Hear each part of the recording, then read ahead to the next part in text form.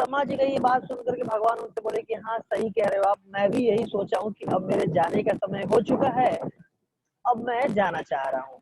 ठीक है जी। तो भगवान जाने लगते हैं वहां पर से। जब भगवान जब जाने लगते हैं तो जाने से पहले भगवान उनसे कहते हैं ना कि अभी जो यदुवंशियों का जो मेरे वंशज में है, मेरे कुल खानदान में जिन्होंने जन्म लिया है, ये भी बहुत वीर योद्धा है, और अगर मैं चला जाऊंगा तो ये सब आतंक मचाएंगे बाद में। तो जाने से पहले मैं इन सबको भी खत्म करके या फिर इन सबको भी अपने साथ लेकर के जाऊंगा। ये जो जहाँ से आया था, कुछ उनके वंश में स्वर्ग लोक से आए थे, उनको स्वर्ग लोक भेज करके, कुछ बैकुंठ से आएंगे तो बैकुंठ भेज करके इसके बाद में जाऊंगा।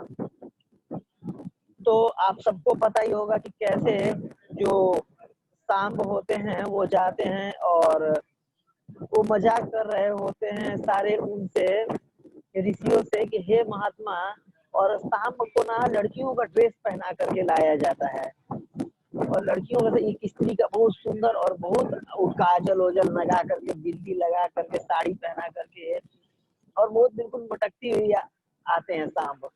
और उनसे ऋषियों से बोलते हैं, इनके जो और साथ वाले होते हैं, कि हे ऋषि मुनियों, आप तो बहुत लोग पहुंचे हुए धर्मज्ञ हो, ब्राह्मण हो, ऋषि हो, और ये जो स्त्री है इसको गर्भ है, और ये पुत्र, इसको गर्भ ठहरा हुआ है, इसको पुत्र होगा या पुत्री, आप कृपया करके बता सकते हैं क्या? इस तरीके से मजाक कर रहे होते हैं, और पेट में कुछ साड़ी ओड़ी लगा दिए होंगे या कुछ लगा दिए होंगे, लोहे का या पत्थर का या फुटबॉल का, जो भी होगा। तो ऐसा करके आते हैं। इसके बाद फिर वो ऋषि लोग समझ जाते हैं कि ये लोग हमारे साथ मजाक कर रहे हैं, तो अकस्मात ऋषियों को गुस्सा आ जाता है और ऋषि लोग उनको श्राप दे देते हैं कि तुम लोग मजाक कर रहे हो, हमें डिस्टर्ब कर रहे हो, जाओ, इसके पेट से न पुरुष होगा न स्त्री होगा, इसके पेट से एक, क्या बोलते हैं, लौह निकलेगा, लोहा निकलेगा, और जो तुम सबका मृत्यु का कारण बनेगा। अब सब लोग डर जाते हैं बिल्कुल, और ये ऋषियों ने ऐसा श्राप दे दिया, ऋषियों ने ऐसा वो कर दिया। तो अब जा करके उग्रसेन से बताते हैं कि ऐसा ऐसा था, हम लोग जंगल में गए हुए थे वहां पर विहार करने के लिए, कुछ पिकनिक मनाने, और ऐसा ऐसा हमने मजाक कर दिया, वहां पर श्राप मिल गया। बोले कोई बात नहीं, कोई बात नहीं है, ऐसा करो कि एक काम करते हैं, इस लोहे के चूर्ण को बिल्कुल चूरा चूरा करा के बुक पिसवा करके और नदी में फेंकवा दो, समुद्र में फेंकवा दो, और ना लोहा रहेगा, ना आपस में वो होगा, ना मरेंगे। ठीक है, उस लोहे का पूरा चूरा चूरा करके फेंकवा दिया गया समुद्र में। तो वही समुद्र में जब फेंकवा दिया गया, तो समुद्र से वही तैर तैर के सब इधर आ गए, क्या बोलते हैं, तट पर, और झाड़ियों के रूप में उत्पन्न हो गए, घास के रूप में। और एक जो आखिरी का टुकड़ा बना, तो पीस नहीं पा रहा था, तो वो एक मतलब फेंक दिया, और वही एक जरा नामक बहेलिया को मिला था, जो कि अपने तीर में लगा दिया उसे नुकीला करके।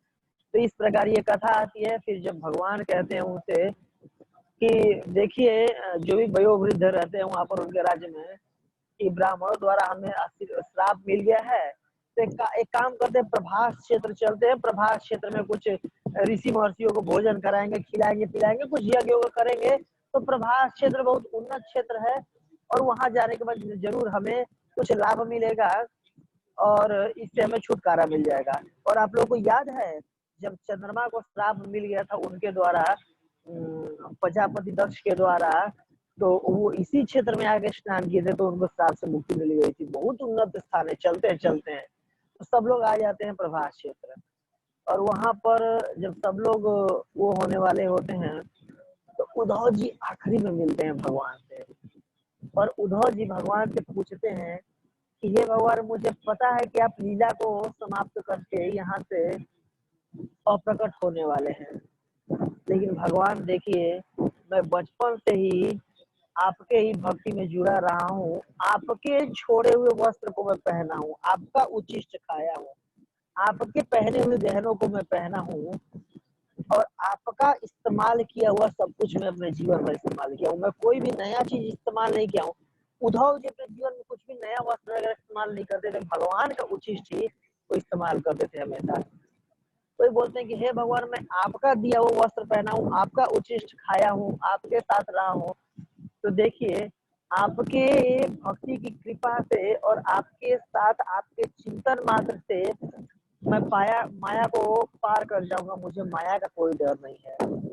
हे आप अप्रकट हो रहे हैं ना, तो आपकी अप्रकट होने का वियोग मेरे से नहीं सहा जाएगा, मेरे से नहीं सहा जाएगा, मैं रह नहीं पाऊंगा। और मैं एक तरह से आप जाएंगे तो मेरा भी प्राण साथ में लेके जाएंगे, शरीर बस बचेगा। एक्चुअली उद्धव जी बहुत उन्नत भक्त थे, बहुत उन्नत भक्त थे। उद्धव जी एकमात्र ऐसे मतलब वो थे जिनको स्वयं बृहस्पति बुला करके अपने पास, वो बृहस्पति के शिष्य थे, मतलब देवताओं के गुरु बृहस्पति के शिष्य थे। बृहस्पति स्वयं उनको बुला करके शिक्षा दिए थे अपने पास। तो जो कितने उन्नत मतलब होंगे, कितने एलिवेटेड वो थे और भक्ति में भी एलिवेटेड थे।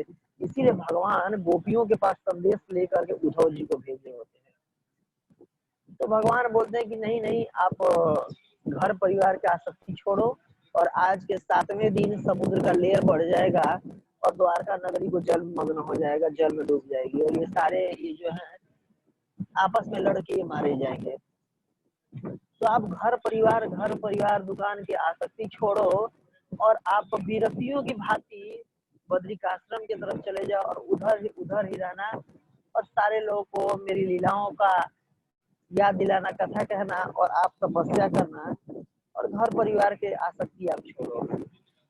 तो उद्धव जी पूछते हैं कि ठीक है, अब मैं घर परिवार में नहीं रहूंगा। घर परिवार में था ही मैं कब कब मैं आसक्त था, मैं इसलिए यहाँ रह रहे थे क्योंकि आप यहाँ रह रहे थे। मैं कभी भी घर परिवार में आसक्त नहीं था। हे भगवान, मैं तो बचपन से ही आप में ही आसक्त था। और उद्धव जी ऐसे भक्त थे कि बचपन में ही से ही ना उनके माता पिता कृष्ण बलराम के उनको कृष्ण के विग्रह दिया करते थे और कृष्ण के विग्रह के साथ खेला करते थे और उनका पूजा वगैरह किया करते थे। मतलब खेल खेल में कि भगवान के लिए भोग बनाना है, भगवान का श्रृंगार करना है, भगवान के लिए कपड़े पहनाना है, भगवान का अभिषेक करना, ये उनका खेल हुआ करता था। तो बचपन से ही भगवान बिल्कुल अनुरक्त थे, अटैच थे। तो इस प्रकार भगवान से वो उद्धव जी प्रार्थना किए कि हे भगवान, आप ही मुझे बताइए कि मैं कैसे संन्यास लेकर के और एक सन्यासी की भांति रहूं। मतलब संन्यास के विद्या का पालन करने के लिए आप कुछ बताइए कि कैसे मैं पालन करूं। इसके बाद फिर उनको भगवान एक बहुत सुंदर कथा सुनाते हैं, बहुत सुंदर एक प्रसंग सुनाते हैं। कौन सा प्रसंग सुनाते हैं कि एक बार की बात है, यदु महाराज यदु महाराज एक बहुत ही नौजवान, बहुत ही कम उम्र के सन्यासी से मिलते हैं और उस सन्यासी का नाम होता है दत्तात्रेय। ये दत्तात्रेय कौन है मैं आप लोगों को बता दूं, ये अत्रि और अनुसुईया के भगवान विष्णु के अंश के रूप में प्रकट हुए थे। किससे प्रकट हुए थे? अत्रि ऋषि और अनुसुईया से भगवान के अंश के रूप में प्रकट हुए थे। तो इस प्रकार उनका प्राकट्य हुआ था और बहुत ही कम उम्र में वो सन्यास के वेश में रहा करते थे, एक तरह से सन्यासी थे वो और हर चीज से विरक्त रहते। तो यदु महाराज उनसे पूछे कि अभी आप इतना, आपका उम्र तो है नहीं, घर परिवार आपने बताया नहीं, तो इतने ज्यादा डिटैच हो कि कैसे आप घूमते हो, डिटैच होके रहते हो और इतना ज्यादा आपको नॉलेज कहाँ से मिला, ज्ञान कहाँ से मिला? बिल्कुल आप निर्भीक होकर के बिल्कुल घूमते हो, किसी चीज का कोई अटैचमेंट नहीं है, किसी चीज से कोई लेना देना नहीं है और बिल्कुल ही अभय होकर के घूमते हो, कोई भय आपके हृदय में नहीं है। ऐसा कैसे हुआ? इतना ज्ञान आपको कहाँ से प्राप्त हुआ? तो ये चीज पूछते हैं कौन? ये चीज पूछते हैं यदु महाराज दत्तात्रेय से, भगवान दत्तात्रेय से। तो भगवान दत्तात्रेय उनको बोलते हैं कि देखिए, मैं प्रकृति से बहुत कुछ सीखा हूँ, मैंने अपने 24 गुरु बनाए हैं और 24 मेरे एक दो नहीं, मेरे 24 गुरु हैं और इन 24 गुरुओं से मैं बहुत शिक्षा लिया हूँ और उसी शिक्षा के आधार पर मैं सन्यासी के वेश में ऐसा भ्रमण करता हूँ, बिल्कुल निश्चिंत होकर के घूमता हूँ, अभय होकर के घूमता हूँ, कोई भय नहीं है और बिल्कुल ही प्रसन्न मुद्रा में मैं रहता हूँ। तो यदु महाराज बोलते हैं कि कृपा करके हे भगवान, मुझे भी सुनाइए कि आपके कौन से गुरु हैं और इन गुरुओं से आपने क्या क्या शिक्षाएं लिया है। तो बोलते हैं ठीक है, मैं सुनाता हूँ आपको। तो दत्तात्रेय अपने 24 गुरुओं का वर्णन करना शुरू करते हैं यदु महाराज से। और ये कौन सुना रहा है? ये स्वयं भगवान सुना रहे हैं उद्धव जी से। कौन सुना रहे हैं? स्वयं भगवान। और भगवान जब अप्रकट होने वाले थे तो अपने इस जीवन काल तो नहीं कह सकते, जब भौतिक जगत में यहाँ पर इस पृथ्वी पे प्रकट थे तो एक तरह से ये उनका आखिरी शिक्षा था, बहुत इंपॉर्टेंट शिक्षा है। और भगवान आखिरी शिक्षा एक तरीके दे करके उद्धव जी को और अप्रकट हुए थे। तो और ये चीज सुखदेव गोस्वामी सुना रहे हैं किनको? परीक्षित महाराज को। और ये लगभग 11वां स्कंद, मतलब आखिरी दिन का कथा है। मतलब आज ही अब परीक्षित महाराज शरीर छोड़ने वाले हैं और आज कह रहे हैं आखिरी दिन का 7वां दिन का कथा है ये। और ये फिर सौनक आदि ऋषि को सुना रहे हैं सूत गोस्वामी नैमिषारण्य। तो 4 लेवल की बात हो गई है। तो अब हम आते हैं डायरेक्ट उस वाले एपिसोड में जहाँ दत्तात्रेय यदु महाराज को सुना रहे हैं। ये कथा आती है, भगवान सुना रहे हैं इनको, उद्धव जी को। तो दत्तात्रेय कहते हैं कि देखिए मैं अपने बुद्धि से 24 गुरु बनाया हूँ और इन्हीं गुरुओं से शिक्षा लेकर के, इन्हीं गुरुओं का आश्रय लेकर के मैं निश्चिंत होकर के घूमता हूँ, अभय होकर के घूमता हूँ और हमेशा प्रसन्न रहता हूँ। ये गुरु हैं इस प्रकार। और अब ध्यान से सुनिए, कौन? दत्तात्रेय बोल रहे हैं यदु महाराज को। उसी प्रकार आप लोग ध्यान से सुनिए और मैं इसको समझाने जा रहा हूँ कि एक भक्त का क्या गुण होना चाहिए और क्या क्या गुण हम कल्टीवेट करेंगे अपने अंदर तो हम भी बिल्कुल निर्भय होकर के आनंद पूर्वक भक्ति कर सकते हैं और भक्ति में आगे बढ़ सकते हैं। ये हमारे भक्ति के लिए बहुत इंपॉर्टेंट लेसन हैं, भक्ति के लिए बहुत जरूरी है। अगर इनको अपने जीवन में उतारे तो भक्ति करना बहुत आसान हो जाएगा, भक्ति बहुत अच्छे से हम आगे बढ़ सकते हैं। उन्होंने बताया पहला पृथ्वी, कि पृथ्वी से मैंने बहुत वो सीखा कि पृथ्वी पर लोग रहते हैं, मलमूत्र त्याग देते हैं, इतने बड़े बड़े पहाड़ हैं, पेड़ हैं, नदी है, सब कुछ है और सब लोग क्या क्या नहीं पृथ्वी पर करते हैं, लेकिन पृथ्वी सबको टॉलरेट करती है, सहन करती है। तो पृथ्वी से मैंने सहन शक्ति सीखा है। वैसे ही एक भक्त के अंदर सहनशीलता का गुण होना चाहिए। तुरंत ऐसा नहीं कि एजिटेट हो जाना चाहिए, बात बात पे थोड़े बात पे हम एजिटेट हो जा रहे हैं और तुरंत गुस्सा हो जा रहे हैं, तुरंत गाली दे रहे हैं, तुरंत कुछ भी हुआ तो उसको मतलब कि छींक भी आ गई तो सबसे पहले माला करना छोड़ना है। ऐसा नहीं होना चाहिए भक्त को, तो टॉलरेट करना चाहिए। जैसे कहते हैं श्रीमद् भागवतम में कि 3रे स्कंद के 25वें अध्याय के 21वें श्लोक में तितिक्षव कारुणिका सुहृदा सर्वदेहिनाम अजात शत्रव शांता साधव साधु भूषण। भक्त का क्वालिटी होना चाहिए, गुण होना चाहिए, क्या? सहनशीलता। तो दत्तात्रेय बता रहे हैं कि मैं पृथ्वी से सहनशीलता का गुण सीखा हूँ। आगे बता रहे हैं कि वायु और पृथ्वी से एक परोपकार करने का भी गुण सीखे हैं। सहनशीलता के साथ साथ परोपकार करना, कि मतलब किसी को फूल दे करके, फ्रूट दे करके, नदी दे करके, समुद्र दे करके, सब कुछ दे करके, पृथ्वी पर कोई कुछ भी कर दे फिर भी परोपकार करने की भावना होती है। वैसे भक्त में भी दूसरे की मदद करने की, परोपकार करने का भावना होना चाहिए। पृथ्वी से वो सीखते हैं। अगला है वायु। वायु से ये सीखते हैं कि आहार मात्र अपना ग्रहण करना, बहुत ज्यादा अटैच नहीं होना। जैसे पृथ्वी का जो गंध है वो पृथ्वी का गुण है, वायु का गुण नहीं है, लेकिन फिर भी वायु उसको वहन करता है।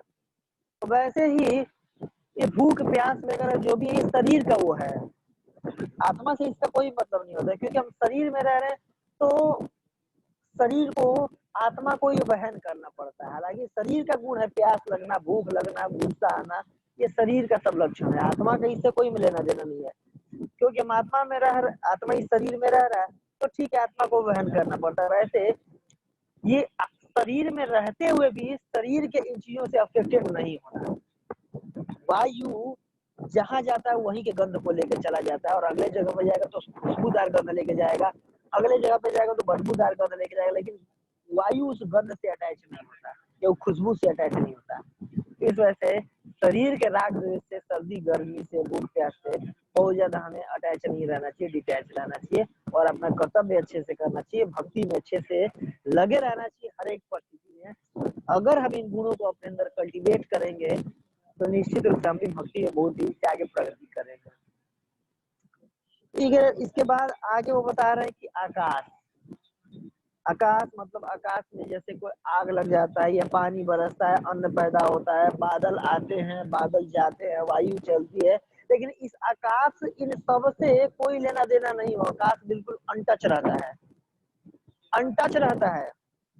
चाहे बहुत तेज से बारिश हो गया, बादल आ गए, बादल बरस गए, आग लग गया, कुछ भी, सब नॉर्मल आकाश में होता है। आकाश मतलब ईथर, लेकिन फिर भी आकाश इन किसी भी चीज से कोई आकाश को लेना देना नहीं है, आकाश अछूता रहता है।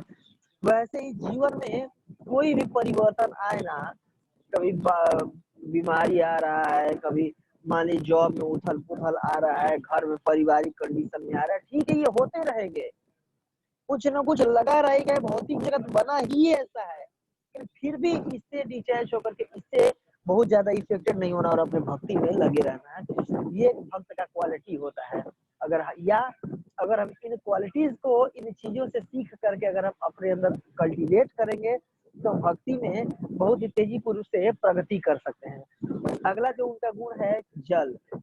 जल उसके गुरु हैं, दत्तात्रेय जी बता रहे हैं कि जल मेरे गुरु है। और जल से मैं क्या सीखा कि जल स्वभाव से बहुत चिकना, बहुत नॉर्मल और बहुत ही कैसा होता है, मधुर होता है, पवित्र होता है स्वभाव से ही। मतलब जल को किसी पात्र में रख दो आप, रख दिया जाएगा उसमें, या जल का अपना कोई वैसा टेस्ट नहीं होता है। वैसे ही किसी साधक को, जैसे जो साधक है, साधक को स्वभाव से ही बहुत मधुर भाषी होना चाहिए, बहुत निर्मल हृदय का होना चाहिए, बहुत ज्यादा डुप्लीकेट नहीं होना चाहिए हमारे अंदर, बहुत दोगलापन वगैरह नहीं होना चाहिए, स्वभाव से बहुत निर्मल होना चाहिए, साधारण होना चाहिए, मतलब सिंपल लाइफ। और है सिंपल क्या होता है, सिंपल थिंकिंग और क्या बोलते हैं उसको, सादा जीवन उच्च सादा विचार। जीवन उच्च विचार हिंदी में बोलते हैं। सिंपल लिविंग हाई थिंकिंग, सादा जीवन उच्च विचार। वैसे एक भक्त का गुण होता है, ऐसा अपने अंदर कल्टीवेट करना चाहिए कि बिल्कुल स्वच्छ रहे, पानी के जैसे निर्मल रहे, तो भक्ति करना बहुत आसान हो जाएगा। चैतन्य महाप्रभु कहते हैं ना, कोई कितना ज्यादा, जैसे कहते हैं पतित पावन हेतु अवतार वो समापतिता प्रभु न पाई बेयार। क्या कहते हैं कि पतितों को पावन करने के लिए हे महाप्रभु अवतार हुआ है आपका, और मेरे से पतित आपको और कहाँ मिलेगा जिसको आप पावन करेंगे। तो जो चैतन्य महाप्रभु है ना, वो पतित पावन है। कोई कितना भी ज्यादा पतित हो, पतित पावन है महाप्रभु, लेकिन महाप्रभु कपटी पावन नहीं है, इसलिए कपट नहीं रखना चाहिए। जल के जैसा निर्मल होना चाहिए भक्त का हृदय। तो अगर ऐसा निर्मल अपना हृदय रखेंगे तो भक्ति को कल्टीवेट करना बहुत आसान हो जाएगा। तो ये दत्तात्रेय के 5वें गुरु हैं।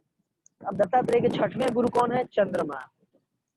चंद्रमा से क्या सीख रहे हैं दत्तात्रेय जी, तो चंद्रमा से सीख रहे हैं वो कि इतना, मतलब उसके आकार में परिवर्तन होता रहता है, कभी बड़ा होता है, कभी छोटा होता है, कभी मतलब डेली डेली कुछ ना कुछ अलग अलग उसका परिवर्तन होता रहता है। कभी ग्रहण लग जाता है, कभी पूरा फुल होकर के निकलता है। वैसे जीवन के ये उतार चढ़ाव रहेंगे, अलग अलग अवस्थाएं रहेंगी। कभी सुख आएगा, कभी दुख आएगा, कभी कोई डांट देगा, बोल देगा, गुस्सा कर देगा, गाली दे देगा, कभी कोई सम्मानित कर देगा। तो ये आते रहेंगे जीवन में, इसको टॉलरेट करके और अपनी भक्ति में लगे रहना। मतलब चाहे अच्छा आए चाहे बुरा आए, इससे बहुत ज्यादा अपने जीवन में बहुत ज्यादा उतार चढ़ाव को टॉलरेट का, हाँ ठीक है ये आता रहेगा ऐसा। ये सब परिस्थितियों के बावजूद भी हमें अपने भक्ति में कॉन्स्टेंटली लगे रहना है। 16 माला का जप करना हर एक परिस्थिति में, 4 नियम का पालन करना हर एक परिस्थिति में, या हर एक परिस्थिति में भक्ति में लगा रहना चाहिए। ऐसा नहीं कि कभी घर में शादी ब्याह हो रहा है तो 2-4 दिन 10 दिन के लिए माला ही छोड़ दे, बर्थडे आ रहा है पार्टी मनाने में माला ही छोड़ दे, एग्जाम आ रहा है माला ही छोड़ दे, कुछ नहीं है तो बैठ के ज्यादा कर दे, ऐसा नहीं। एक रेगुलेटेड अवस्था में चलना चाहिए। ऐसा कुछ भी कितना भी परिवर्तन, लेकिन फिर भी चंद्रमा रोज आकाश में आता है और अपना ड्यूटी निभाता है। वैसे ही भक्ति रेगुलर हमें करते रहना चाहिए। अगला जो उनके गुरु है वो सूर्य है। सूर्य पानी खींचते हैं, और जैसे नॉर्मली हम देखते हैं समुद्र में क्या होता है कि इतनी सारी जा करके नदी मिल रही है और सूर्य उनके पानी को खींच रहे हैं, यानी नॉर्मली जहाँ तहाँ से भी नदियों से पानी खींच रहे हैं। मतलब खींचने के मतलब वाष्पीकरण कर करके बादल बनाते हैं और समय पड़ता है तो उसको बरसा भी देते हैं। वैसे ही एक भक्त को ऐसा होना चाहिए, एक योगी को ऐसा होना चाहिए कि ठीक है, इंद्रिय विषयों से कुछ अगर जरूरत पड़ी है तो उसको स्वीकार कर रहे हैं, लेकिन बिल्कुल डिटैच भाव से स्वीकार भी कर रहे हैं, लेकिन जब भी जरूरत पड़ा उसको त्याग दे रहे हैं। ऐसा नहीं है कि सूर्य बहुत ज्यादा अटैच हो जा रहा है कि जी मैंने बादल बनाया, मेरा है ये, मैं नहीं छोड़ूंगा, किसी को पानी नहीं दूंगा, अपने पास रखूंगा नहीं। जब जरूरत पड़ता है, जहाँ जरूरत पड़ता है बरसा देते हैं वो। वैसे जो भी हम ग्रहण करें अपनी इंद्रियों से जरूरत पड़ने पर, और फिर जब जरूरत पड़ता है तो उसे त्याग करने के लिए हमेशा तैयार रहना चाहिए। ये अगर ऐसा कल्टीवेट गुण अपने अंदर करेंगे तो भक्ति करना आसान होगा। अगला है कबूतर। तो दत्तात्रेय जी के जो 8वें नंबर के गुरु होते हैं कौन? कबूतर गुरु। तो कबूतर से क्या सीखते हैं?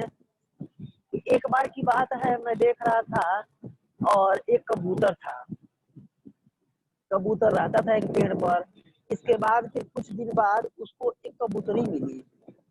अब कबूतरी मिली तो फिर उससे वो बोला कि वो बात तो किया होगा कुछ उससे और ज्यादा, फिर मेरे साथ रहो, मतलब एक तरह से उसको पत्नी बना लिया तो ठीक है। उसको कुछ दिन बाद उसके पुत्र भी हुए, मतलब कुछ कुछ अंडे दिए उसने कबूतरी ने। अब कबूतर और ज्यादा खुश, ओ मेरी पत्नी ने अंडे दिए हैं, जैसे होता है नॉर्मली घर परिवार में। तो अब कबूतरी से और ज्यादा प्रेम करने लगा कि अब तो मेरे कबूतरी ने अंडे दे दिए हैं मेरे उसने। इसके बाद फिर कुछ दिनों बाद उस अंडों से क्या निकलते हैं? कबूतर के छोटे छोटे से बच्चे निकलते हैं, चू चू चू चू चू चू करते रहते हैं, पापा पापा, मम्मी मम्मी मम्मी मम्मी, चू चू चोंच ऐसे खिलाते थे। उनके चोंच में डालना होता था, दाना डालना होता था, चूक खिलाते थे दोनों पति पत्नी, और अपने बच्चों को खिलाते थे और उनको लाल प्यार करते थे। और इस तरीके से पति पत्नी में कबूतर कबूतरी में और प्रेम बढ़ गया। कबूतर सोचता था ये अगर कबूतरी नहीं रहेगी तो मेरे जीवन का क्या होगा, और कबूतरी सोच रही थी ओ ये कबूतर मुझसे कितना प्रेम करता है। और अब वो दोनों के छोटे छोटे बच्चे हो गए, तो दोनों दोनों मिल करके उन छोटे बच्चे को चू चू चू चू चू चू बेटा बेटा बेटा ऐसे करके उसको प्रेम करते थे। सवेरे जाते थे, उसको चुप करके लाते थे दाना, कबूतरी उसकी रक्षा करती रहती थी। तो इस प्रकार पूरी मतलब फुल फैमिली, हैप्पी फैमिली, मतलब पूरी पत्नी है, बच्चे है, घोंसला है, और अब पूरे परिवार बिल्कुल खुशी परिवार उसका कबूतर का रह रहा था, जी रहा था। तो एक दिन की बात है, एक बहेलिया आता है और बहेलिया क्या करता है?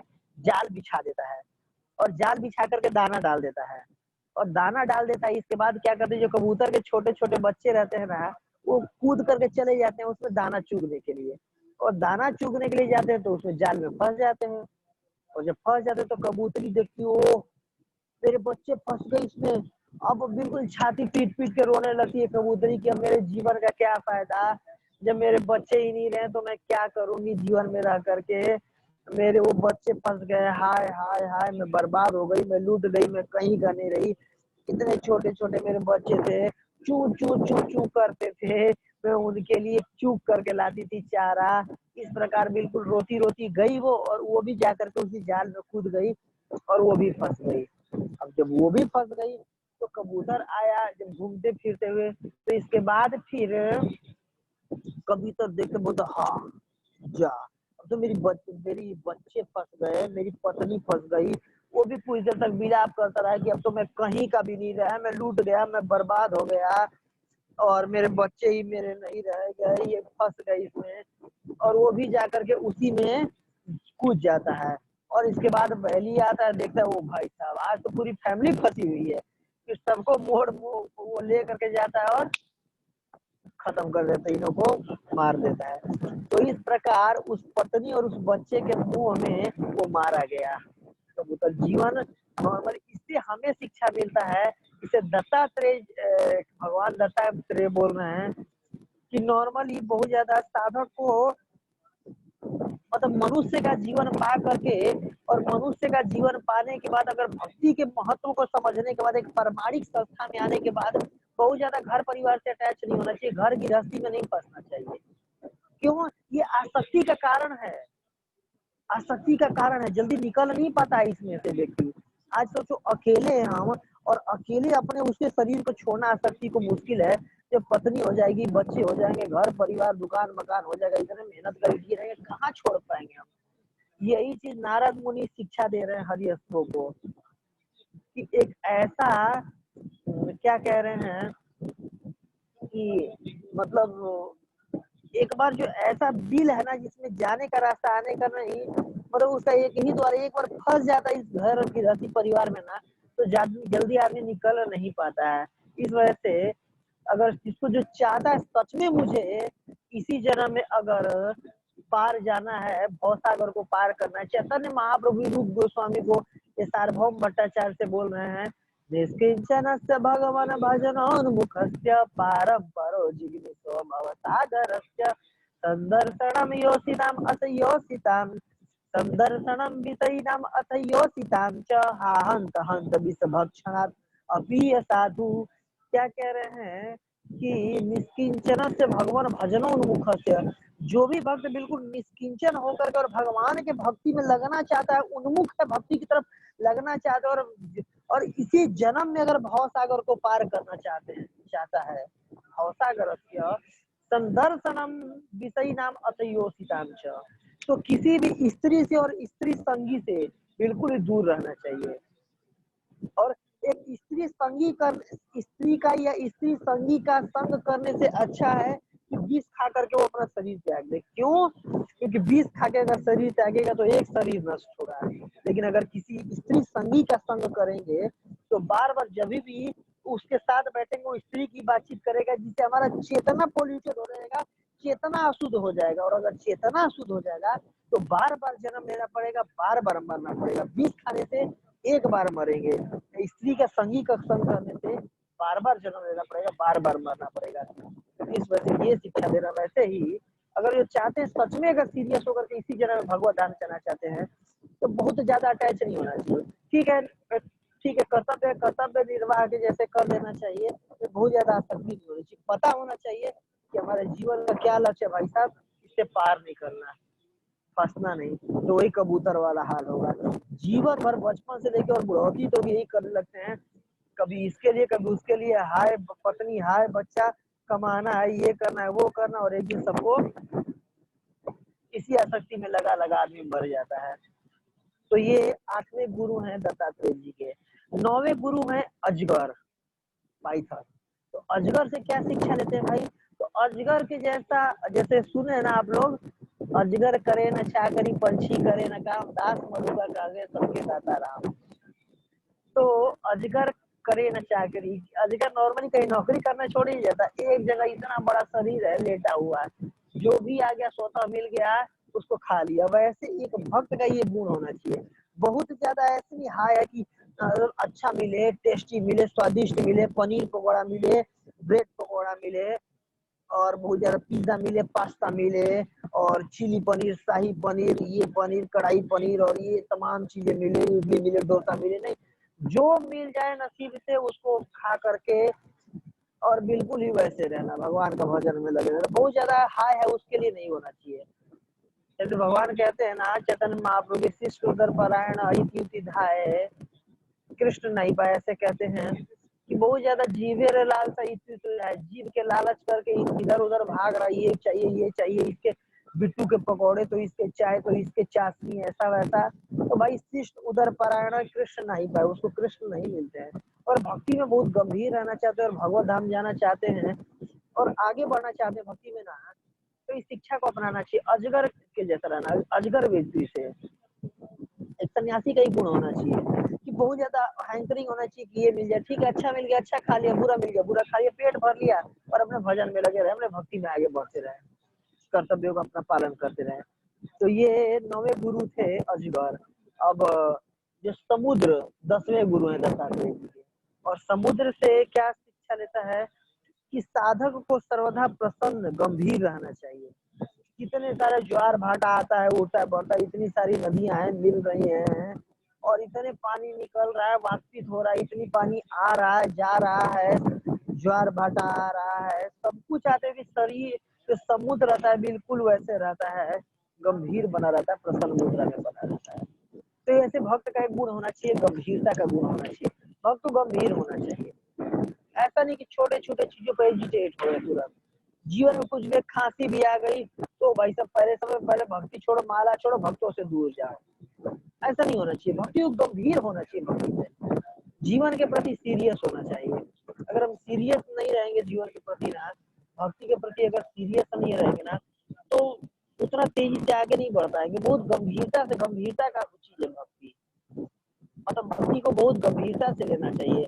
भक्ति को बहुत मतलब ऐसे कृपावश कि भगवान बहुत कृपा करके गुरु कृष्ण प्रसादे पाए भक्ति लता बीज, तो बहुत गंभीरता से अगर भक्ति को लेंगे तब जाकर के हम भक्ति में आगे बढ़ पाएंगे। तो इस वजह से समुद्र से ये शिक्षा मिलती है जो नॉर्मली वो दत्तात्रेय जी शिक्षा लेते हैं। गंभीरता, प्रसन्न चित रहना चाहिए, गंभीर रहना चाहिए और बहुत ज्यादा छोटी छोटी चीजों को लेकर एजिटेट नहीं होना चाहिए। ये होता रहेगा, ये आता रहेगा। भौतिक प्रकृति का लक्षण ही ऐसा, भौतिक प्रवृत्ति का ये गुण ही ऐसा, इसको हम नहीं कंट्रोल कर सकते।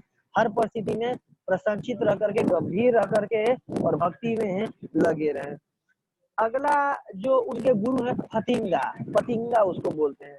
फतिंगा कैसे, आप लोग देखे होंगे बरसात के दिनों में ना लाइट की तरफ बहुत आकर्षित होते हैं, अग्नि की तरफ बहुत आकर्षित होते हैं जो पतंगे होते हैं। जैसे गांव में मुझे याद है कि हम लोग बचपन में लैंप जला करके पढ़ा करते थे और लैंप की तरफ जाके आगे आग नॉर्मली कहीं भी जलता रहेगा, आप देखिएगा ना उसकी तरफ बिल्कुल चकाचौंध होकर के आकर्षित होते हैं पतंगे और जा करके आग में कूद करके और अपना जान दे देते हैं। आग देखेंगे उसकी तरफ आकर्षित होंगे, उसमें कूद पड़ेंगे और कूद करके जल के भस्म हो जाता है। वैसे ही कोई बहुत ज्यादा स्त्री के चकाचौंध को देखे वो कितनी सुंदर लग रही है ये लड़की, और इसकी आंखें कितनी सुंदर है, इसका शरीर के अंग कितना सुंदर है, और उससे आकर्षित होकर उसके चक्कर में पड़ेंगे और सारी भक्ति का विनाश कर देंगे। और भक्ति का ही नहीं विनाश करेंगे, अपने चेतना का ही विनाश करेंगे, और चेतना का ही नहीं विनाश करेंगे, पूरा प्रणश्यति, पूरा विनाश हो जाता है भक्ति का। इसलिए बहुत ज्यादा स्त्रियों से आसक्ति नहीं होना चाहिए, बहुत ज्यादा स्त्रियों के चक्कर में नहीं पड़ना चाहिए, दूर रहना चाहिए। एक ऐसा मैं नहीं कह रहा हूँ कि उनसे घृणा रखना चाहिए, नहीं, घृणा भी नहीं रखना चाहिए, लेकिन अगर हमें पता है कि अगर भक्ति में आगे बढ़ना है तो बिल्कुल उनसे, आप लोग समझ रहे हैं, मतलब एक रिस्पेक्टफुल डिस्टेंस बना के रखना चाहिए।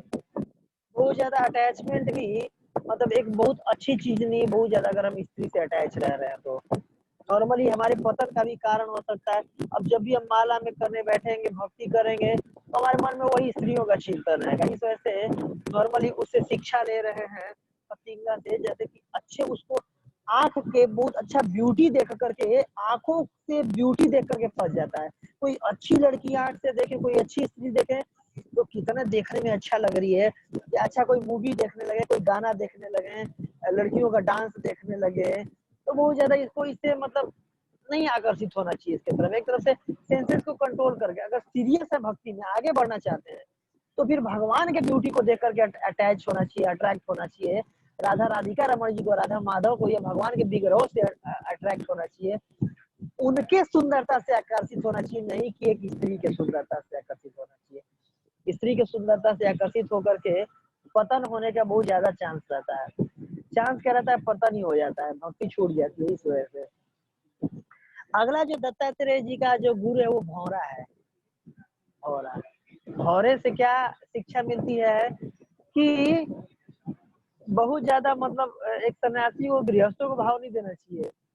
कभी इस फूल पर, कभी इस फूल पे, कभी इस फूल पे, कभी इस फूल पे, कभी उस फूल पे, कभी उस फूल पे, कभी उस फूल पे, कभी उस फूल पे जाता है, चुगता है, चुगता है, उसमें से थोड़ा थोड़ा थोड़ा थोड़ा थोड़ा रस लेता है और नॉर्मली अपना भरण पोषण करता है। वो ऐसे नहीं कि एक ही जगह जाकर, वैसे ही एक सन्यासी का ही गुण होना चाहिए कि बहुत ज्यादा मतलब घर परिवार बना करके बहुत बहुत ज्यादा किसी चीज को वो नहीं करके रखना चाहिए।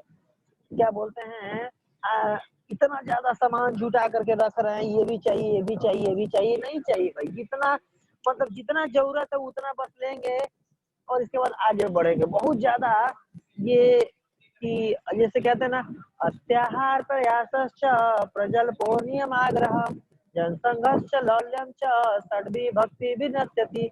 तो भक्ति के विनाश करने का कारण होता है अत्याहार। तो बहुत ज्यादा अत्याहार नहीं करना चाहिए, भौरे से शिक्षा लेना चाहिए। एक पुल पे बैठता है, थोड़ा सा लेता है, अगला पुल पे चले जाता है, आगे बढ़ जाता है। या नहीं तो फिर मधुमक्खी के जैसा क्या होगा कि बहुत सारा लाएंगे लाएंगे लाएंगे और अपने छत्ते में शहद जुटाते जाएंगे और मधु आएगा। या जो मधुमक्खी को पालन करने होता है क्या करते हैं, नीचे आग लगा देते हैं और आगे सारे मधुमक्खियों का वो लेते हैं। बताइए, इतना ज्यादा मेहनत कर करके इकट्ठा किए रहते हैं मधुमक्खी लोग, और कोई और ही ले जाता है। क्या फायदा इतना मेहनत करने का। मनुष्य का जीवन मिला है, भक्ति मिला है, बहुत कम समय है, लिमिटेड समय है, तो इसको ज्यादा से ज्यादा यूटिलाइज करना है। किसके लिए? भक्ति में आगे बढ़ने के लिए, कि भक्ति में मैं कैसे आगे बढ़ के और मनुष्य जीवन को लक्ष्य को प्राप्त करूं। ना कि नहीं ये भी चाहिए, अच्छी गाड़ी चाहिए, अच्छा बंगला चाहिए, अच्छा मोटर कार चाहिए, अच्छी लड़की चाहिए, अच्छा सैलरी चाहिए। ठीक है, जितना जरूरत है उतना ले, ग्रहण करें और बाकी छोड़ दें। ये शिक्षा मिलती है भौरे से। अगला जो दत्तात्रेय जी के 13वें नंबर के गुरु हैं वो हाथी है। हाथी, हाथी से क्या शिक्षा मिलती है? इसमें नॉर्मली 5 जीव आएंगे जो कि अपने अलग अलग इंद्रियों के कंट्रोल में नहीं होने के चलते अपने अंदर अलग अलग इंद्रियों के चलते मारे जाते हैं। और मनुष्य ऐसा है जिसमें ये पांचों इंद्रियां प्रबल रहती है। सोचिए मनुष्य का क्या हाल होगा। और ये पांचों इंद्रियां प्रबल है, इनको होते हुए भी हमें भक्ति में आगे बढ़ना है और भगवत धाम जाना है। तो इसलिए ये जानना होगा, ज्ञान में रहना होगा और सचेत रहना होगा। डराने के लिए मैं आप लोगों को नहीं बता रहा हूँ, बट ये नॉर्मली ये ऐसे गुण है, अगर कल्टीवेट करेंगे तो भक्ति में आगे बढ़ना आसान होगा। तो हाथी से क्या शिक्षा मिलता है? हाथी से ये शिक्षा मिलता है कि पैर से भी कभी और काट के भी स्त्री को कभी स्पर्श नहीं करना चाहिए। हाथ से तो छोड़ ही दीजिए और असली स्त्री को तो छोड़ ही दीजिए। अगर पैर से भी अगर काट के भी स्त्री से अगर वो करेंगे तो उससे भी हम अटैच हो सकते हैं, आसक्त हो सकते हैं। और फिर स्त्री से अटैच होकर के, जैसे एक हाथी होता है, उस हाथी स्पर्श इंद्रियां इतनी प्रबल होती हैं कि हथनी के चक्कर में पकड़ा जाता है। इतना बड़ा जीव, इतना बड़ा जानवर, और नॉर्मली एक हथनी से अटैच हो जाता है मैथुन के भाव से, और उसको फिर जो लोग पकड़ लेते हैं और अलग अलग सर्कस में ले जाते हैं, नाटक कराते हैं उससे, कि बैट बॉल खिलाते हैं, डांस कराते हैं, फुटबॉल खिलाते हैं, मतलब उसको मतलब छोटा सा एक तो और कंट्रोल कर लेते हैं। क्यों? एक इंद्रिय के चलते। कौन सी इंद्रिया? जो जन्नेन्द्रिय है, मतलब एक तरह से स्पर्श की इंद्रिया, उसके चलते हाथी पकड़ा जाता है, हाथी मारा जाता है। जो शिकारी लोग उनको पकड़ के उनका दांत काट लेते हैं, दांत तोड़ देते हैं, दांत को बेच देते हैं, चमड़ा निकाल लेते हैं, बेच देते हैं, मार देते हैं। क्यों? उस एक इंद्रिय के चलते। उसको गड्ढे में, जैसे ऐसा होता है, हाथी को कैसे पकड़ा जाता है? एक हथनी को रखते हैं आगे, उसके पीछे एक बड़ा गड्ढा बना देंगे, गड्ढे को ऊपर से ढक देंगे, हरी हरी घास बिछा देंगे, उस तरफ हाथी, हथनी, हथनी को देख कर हाथी भागता हुआ जाएगा, गड्ढे में गिर जाएगा। गड्ढे में गिर जाएगा तो नॉर्मल हाथी एकमात्र ऐसा जानवर जो उछल नहीं सकता। घोड़ा उछलता है और हाथी दौड़ता है बट उछलता नहीं है वो, तो उससे निकल पाएगा नहीं हाथी। और 10-15-20 दिन तक भूखे रहेंगे, उसको ऐसे प्राण त्याग देगा कि बिल्कुल इतना कमजोर हो जाएगा कि बिल्कुल उसके दांत काट लेंगे फिर भी वो कुछ बोल नहीं पाएगा, इतना कमजोर हो जाएगा। इस तरीके से हाथी मारा जाता है। वैसे अगर हम भी अपने इंद्रियों को संतुष्ट करने के लिए अगर किसी स्त्री से अटैच हो जाएंगे तो वैसे ही हम भी पकड़ लिए जाएंगे और पकड़ करके फिर हम भी मारे जाएंगे और भक्ति में आगे नहीं बढ़ पाएंगे। इस वजह से एक काठ की भी, लकड़ी की भी बनी हुई किसी स्त्री को स्पर्श नहीं करना चाहिए, क्योंकि बलवान इंद्रिय ग्राम विद्वान सभी कर सकती है। यही ययाति महाराजा अपनी पत्नी देवयानी से कह रहे हैं। क्या कहते हैं कि मात्रा सुहित्रा दुहित्रा व नौ विविक्त आसनो भवेत, बलवान इंद्रिय गामो विद्वान सभी कर सती। कि मात्रा, माता के साथ, दुहित्रा अपनी पुत्री के साथ, शस्त्रा अपनी बहन के साथ, मात्रा दुहित्रा शस्त्रा नौ विविक्त आसनो भवेत, एक ही आसन पर सट करके चिपक करके नहीं बैठना चाहिए। क्यों? बलवान इंद्रियों ग्राम, ये इंद्रिय जो होती है इतनी बलवान होती है क्योंकि इंद्रियों को नहीं पता है कि हमारी बहन है या माँ है या हमारी बेटी है। नहीं, बलवान इंद्रिय का विद्वान सभी कर सकती, विद्वानों का भी मन हर लेती है और इंद्रिय विषय की तरफ आकर्षित हो सकती है। इस वजह से ऐसा सचेत रहना चाहिए हमें, अगर भक्ति में हम गंभीरता से अगर आगे बढ़ना चाहते हैं तो। अगला जो जो उनके गुरु हैं शहद निकालने वाले, शहद निकालने वाला से क्या शिक्षा मिलता है कि नॉर्मली संसार में बहुत ही इतने ज्यादा लोग कठिनाई से सामान संचय करते हैं, धन इकट्ठा करते हैं, पैसा इकट्ठा करते हैं, बैंक बैलेंस इकट्ठा करते हैं, प्रॉपर्टी इकट्ठा करते हैं और सब कुछ यहीं छोड़ के जाते हैं। जीवन का सारा कीमती समय लगा दिया आपने इन चीजों को इकट्ठा करने के लिए और इसमें से एक भी चीज अपने साथ नहीं लेके जाते हैं, सब कुछ यहीं छोड़ के जाते हैं। वैसे ही मधुआ क्या करता है, मधुमक्खी इतनी मेहनत कर करके जाती है और हजारों लाखों फूल पर से थोड़ा थोड़ा थोड़ा थोड़ा मध निकाल करके लाती है और इकट्ठा करती है। मधुआ जाता है 1 मिनट में उनका पूरा मध शहद निकाल लेता है, शहद निकालने वाला। तो क्या फायदा इतना मेहनत करके इकट्ठा करने का। वैसे ही नॉर्मली हमें अगर मान लीजिए 10,000 में काम चल रहा है तो क्या फायदा कि 10 लाख हमें इकट्ठा करके बैंक बैलेंस में रखते रहे खूब दिन रात मेहनत करे, बैंक बैलेंस बनाए, बड़ा बड़ा प्रॉपर्टी ले और सब कुछ यही छोड़ करके एक दिन चले जाए। क्या फायदा, कोई फायदा नहीं है। भक्ति में गंभीर है तो समझना पड़ेगा कि मनुष्य का जोनी इसके लिए नहीं मिला हुआ है कि हाय हाय करते रहे, ये जीवन बिता दे और हाय ये चीज हो जाए वो चीज हो जाए और इकट्ठा इकट्ठा करते करते नहीं। भक्ति में गंभीरता से अगर पढ़ना चाहते हैं ना तो जितना जरूरत है उतना रखिए और बाकी बहुत ज्यादा फिर अटैच नहीं होना है, बहुत ज्यादा संजो करके नहीं रखना है और बाकी भगवान की सेवा में लगाते रहिए और भगवान की सेवा में अपने चित्त को लगाइए। जो भी एक्स्ट्रा समय मिलता है उसको भगवान की सेवा में लगा करके ताकि हम इसी जन्म में भगवत धाम जा सके, भक्ति में आगे बढ़ सके। अगले जो उनके गुरु हैं हरिण, हरिण 15वें नंबर के गुरु है ये। और हरिण से क्या शिक्षा मिलता है कि नॉर्मली हमने देखा कि आंखों से कैसे फतिंगा जो पतिंगा होता है आकर्षित होकर मारा जाता है, अपने स्पर्श इंद्रियों के चलते अट्रैक्ट होकर के जो हाथी है वो मारा जाता है। और अगला हिरण, हिरण से नॉर्मली अपने कानों से अट्रैक्ट हो जाता है। और जो वो होता है ना जो शिकारी बहुत सुंदर तान में गाता है, बहुत मधुर गाता है और बिल्कुल हिरण उसके सामने खड़ा होकर के एक टक देखता रहता है, देख रहा है उसको ध्यान से सुन रहा है, कान में इतना ज्यादा विस्मित हो जाता है कि समझ ही नहीं पाता कि सारे सामने शिकारी है, ये मार देगा मुझे। इतना ज्यादा उसको अच्छा लगता है, बिल्कुल मंत्र मुग्ध हो जाता है वो। और क्या करता है शिकारी उसको मार देता है और मारा जाता है हिरण अपने कानों के चलते। वैसे ही एक भक्त को अगर भक्ति में तेजी से आगे बढ़ना चाहते हैं ना तो बहुत ज्यादा ये तरह तरह के गाने आते हैं, फिल्मी गाने आते हैं, लता मंगेशकर, अनुराधा पौडवाल, क्या नाम है, हिमेश रेशमिया और सोनू निगम, अनुराग अनुराग क्या नाम है, ऐसे ही बहुत सारे ही वो है गाने वाले आपको ज्यादा पता होगा। एक जस्टिन बीबर है और बहुत सारे हॉलीवुड बॉलीवुड बॉलीवुड टॉलीवुड जितने सारे उड़ उड़ हैं, इनके बहुत सारे पंजाबी गाने होते हैं, हनी सिंह ये वो। तो बहुत ज्यादा इनकी तरफ आकर्षित नहीं होना चाहिए। अगर यही चिंतन रहेगा, यही सब सुनते रहेंगे तो भक्ति का जप करेंगे तो जप में भी यही सब याद आएगा।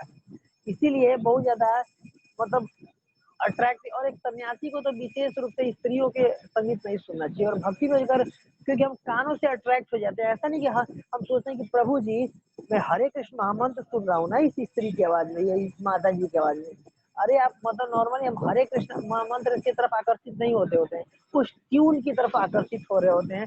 वो ट्यून कानों को बहुत अच्छा लग रहा होता है। माता जी बिल्कुल अच्छे राग में गा रही होती हैं, हरे कृष्णा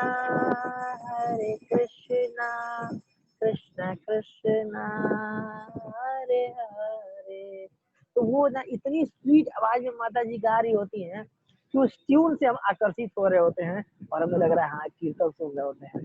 इस वजह से बच के नॉर्मली रहना चाहिए कि कानों से भी हम आकर्षित होकर के और मारे जा सकते हैं। जिस प्रकार एक हिरण जो होता है वो अट्रैक्ट हो जाता है और मारा जाता है।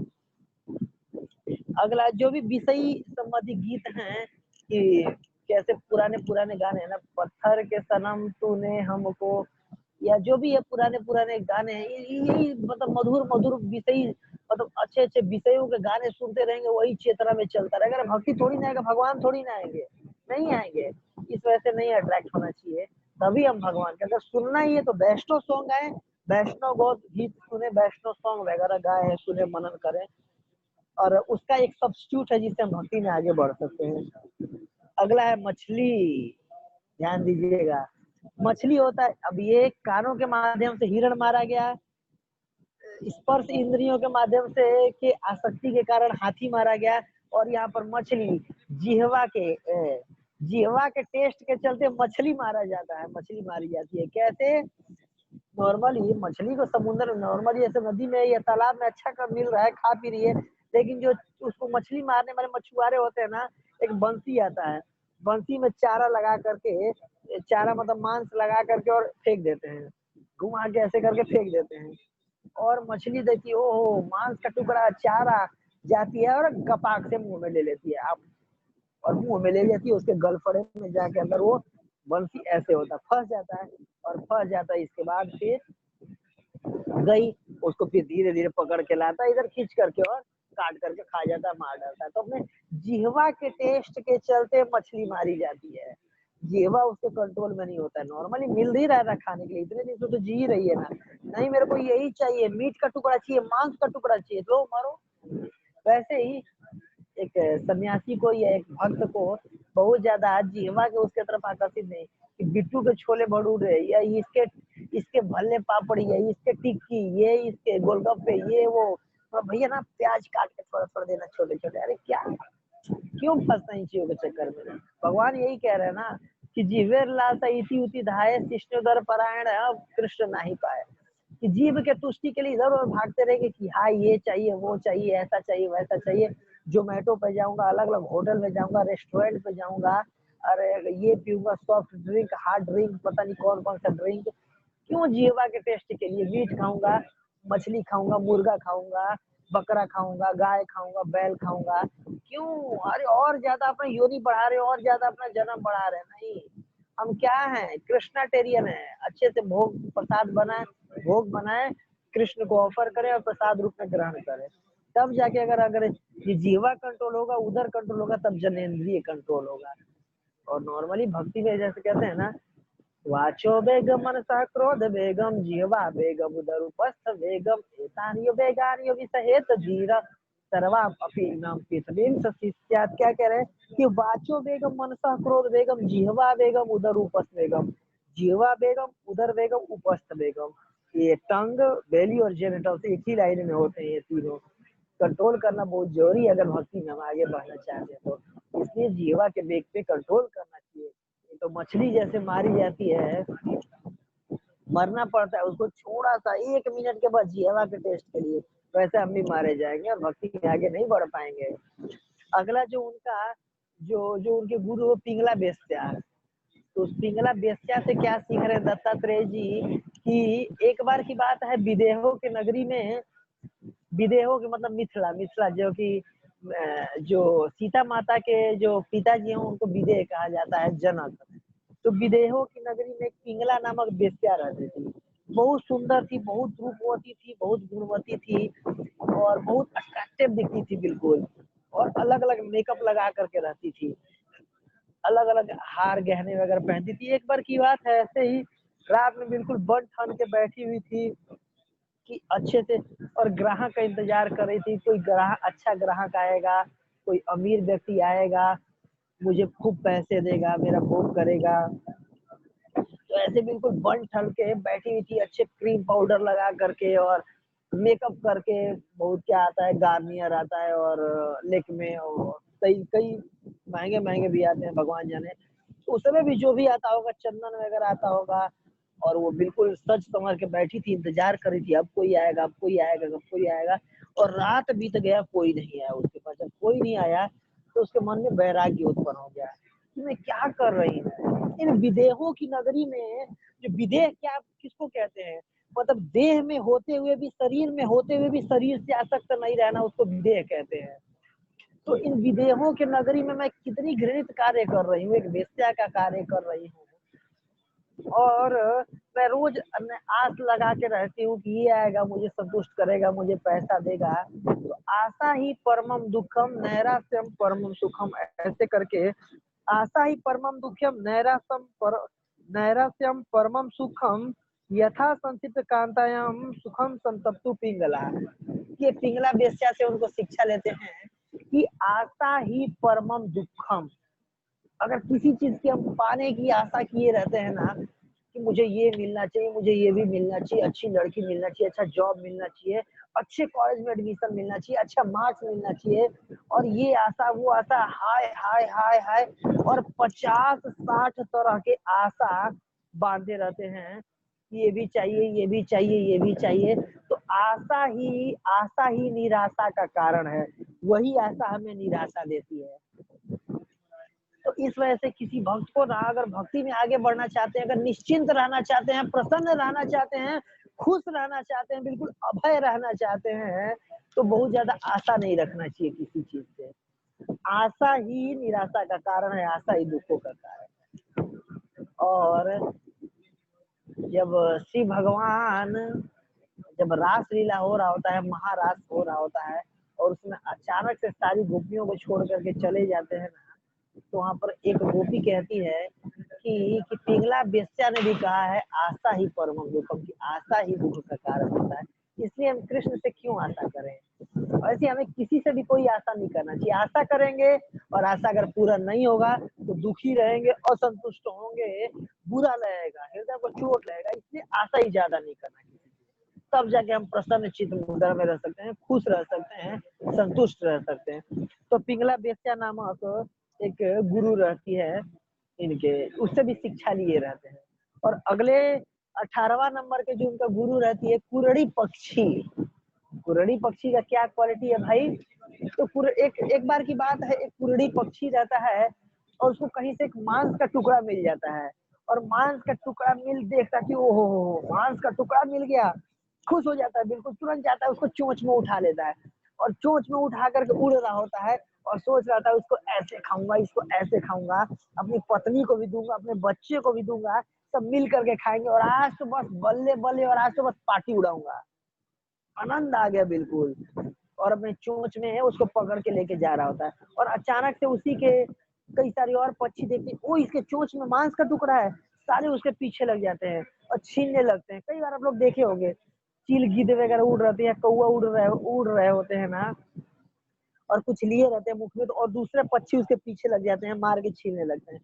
तो ऐसे उस कुररी पक्षी को दूसरे पक्षी चोंच मारने लगते हैं, छीनने का प्रयास करते हैं। कोई नीचे से झपट रहा है, कोई ऊपर से झपट रहा है, कोई दाएं से, कोई बाएं से, कभी ऊपर से चोंच मार रहा है। इस तरीके से वो बचाने का प्रयास कर रहा है, इधर भाग रहा है, उधर भाग रहा है, नीचे ऊपर, चोंच का कई बार कष्ट भी सह रहा है, उसको चोट भी लग रहा है, तो उसके पंख मार रहा है, कोई उसके छीनने का प्रयास कर रहा है, बिल्कुल ही परेशान हो जाता है वो। और परेशान होकर के आखिरी में क्या करता है, अपने चोंच से खोल देता है, चोंच अपना छोड़ देता है उसको।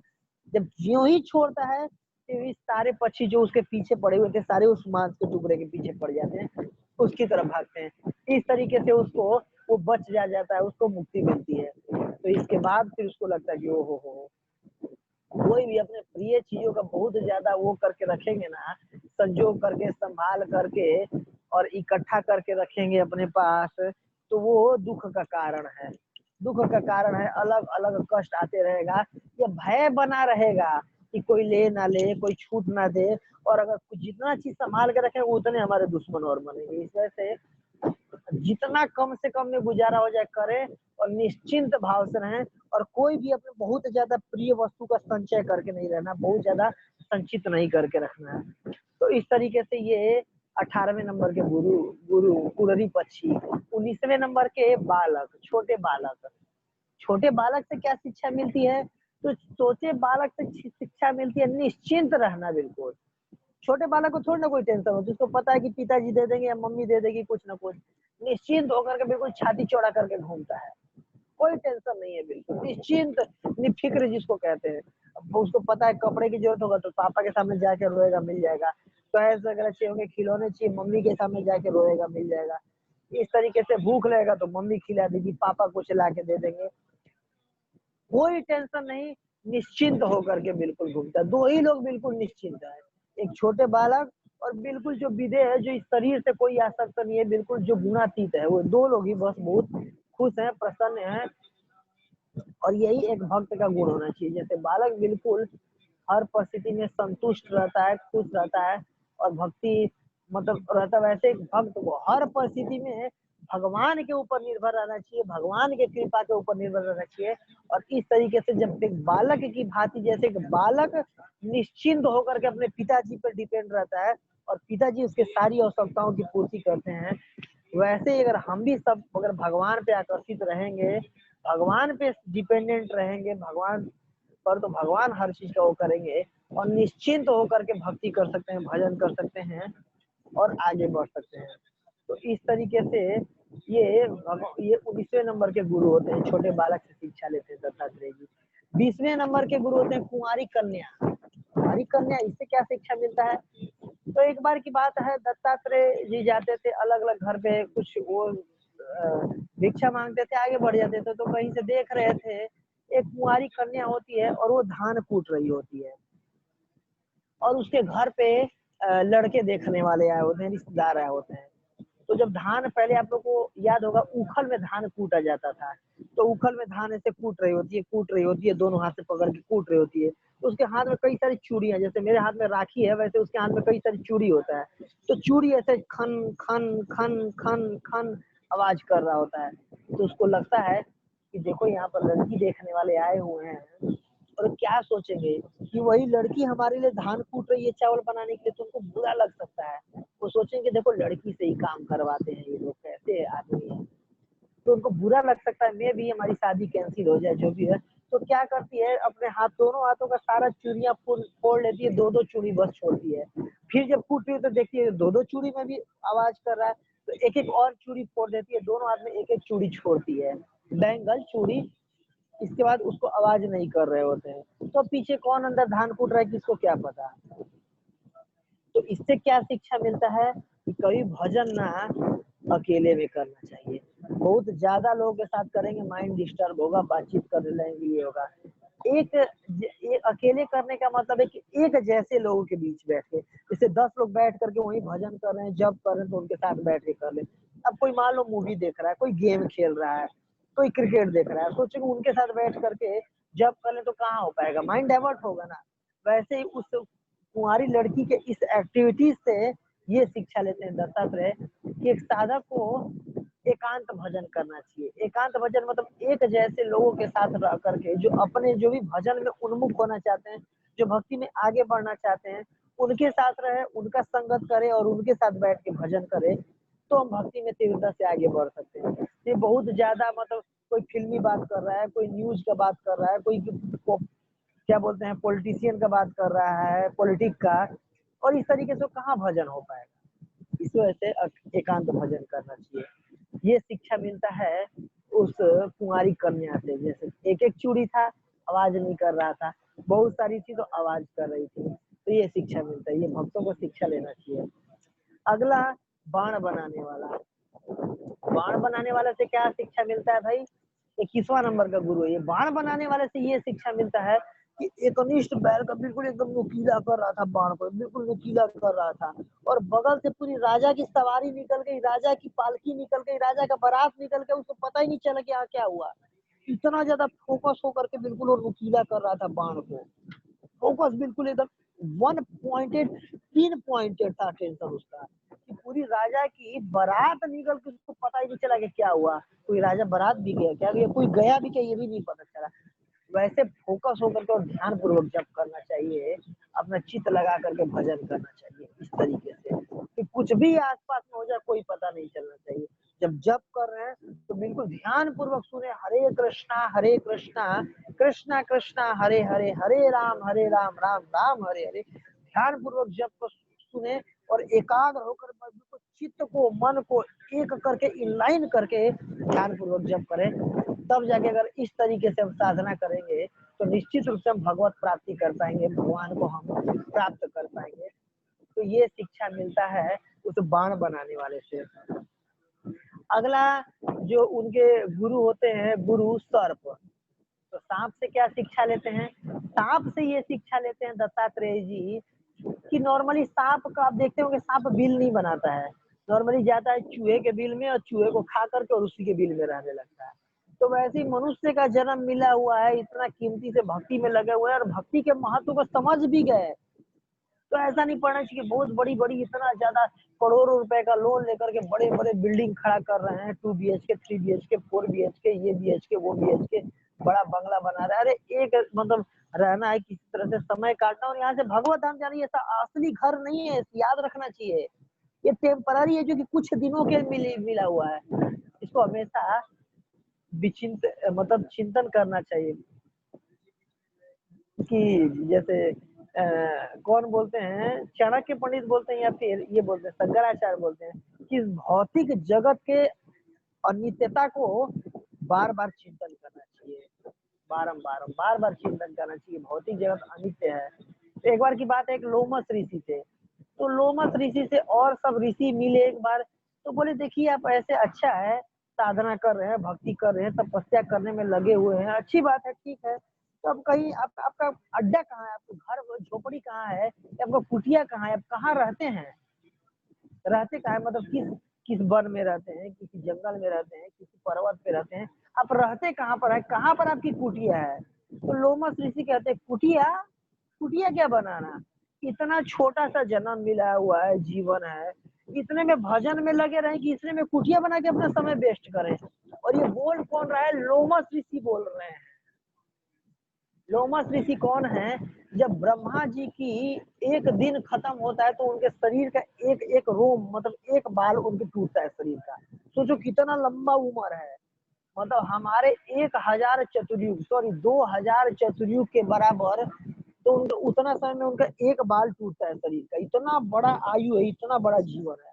और वो क्या बोल रहे हैं कि ये मतलब इतना छोटा सा जीवन है, इसको भक्ति में लगाएं कि इतने में कुटिया बना दे रहे हैं हम। कुटिया का बनाना है, आज इस पेड़ के नीचे, कल उस पेड़ के नीचे लगा ले रहे हैं, गुफा में लगा रहे हैं, अपना भजन करें, भजन में लगना है, भगवत प्राप्ति करना है, कि कुटिया उटिया के चक्कर में हम पड़े हैं।